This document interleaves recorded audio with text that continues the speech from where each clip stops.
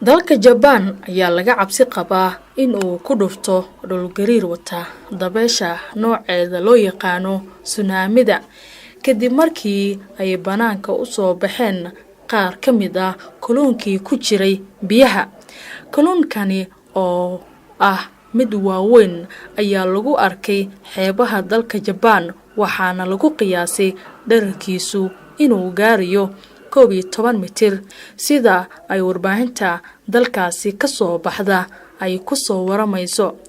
Saynisyahanada dalka Japan iyo dadka waayajooga ah ayaa aaminsan in marka sidan oo kale kalluun uu biyaha ka soo baxo ay dhacaan musiibooyin qaran sida dhulgariirka iyo tsunami-da.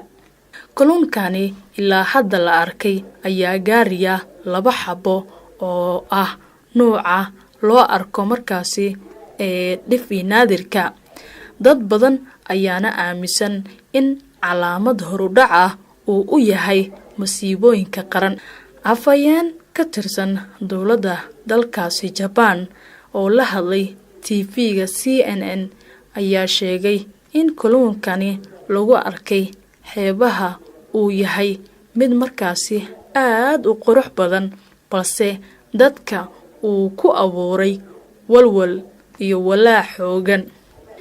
Dadka waayajooga ah ayaa sheegaya in sanadkii 2011 sidaan oo kale loo arkay kalluunkan balse xilligaasi kadib dalka Japan ayaa waxaa gilgilay dhulgariir xoogan iyo dabaysha loo yaqaano tsunami kuwaas oo sababay dhimasho in ka badan 20,000 oo ruux.